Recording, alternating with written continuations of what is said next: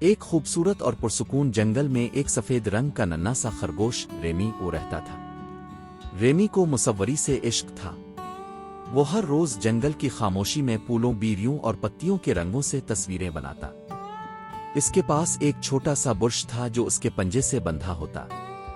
ایک دن آسمان سے ایک سبز طوطا یاترا کیا دور دراز کے علاقوں سے آیا تھا جہاں وہ طرح طرح کے رنگ دیکھ چکا تھا۔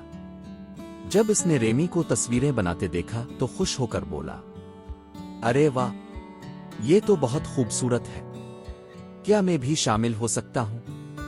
ریمی نے مسکرا کر جواب دیا، ضرور، لیکن تمہیں پینٹنگ آتی ہے؟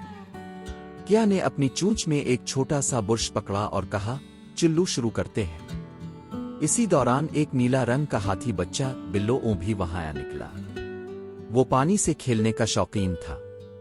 اس نے کہا، میں رنگوں کو پھیلانے میں مدد کر سکتا ہوں، میرے پاس تو اپنا قدرتی اسپرے ہے۔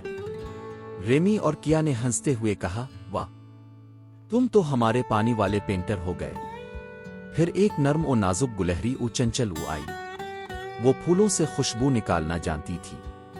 میں ہر پینٹنگ میں خوشبو بھروں گی، اس نے چہکتے ہوئے کہا۔ اور جلد ہی ایک لمبی گردن والا زرافہ زوفی بھی آیا جو اونچائی سے شاندار مناظر دیکھ سکتا تھا۔ وہ کہتا، تم لوگ نیچے کے مناظر بناتے ہو، میں تمہیں اوپر سے جنگل کا نظارہ دوں گا۔ اس طرح سب دوستوں نے مل کر ایک جادوئی مصوری کا سفر شروع کیا۔ کوئی رنگ لاتا، کوئی پانی سے اسے بکھیرتا، کوئی پینٹنگ میں خوشبو ڈالتا تو کوئی خیال دیتا۔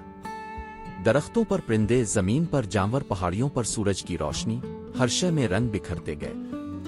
جنگل ایک گیلری بن گیا جہاں ہر دیوار پر کوئی نئی کہانی، نئی امید اور نئی دوستی نظر آتی۔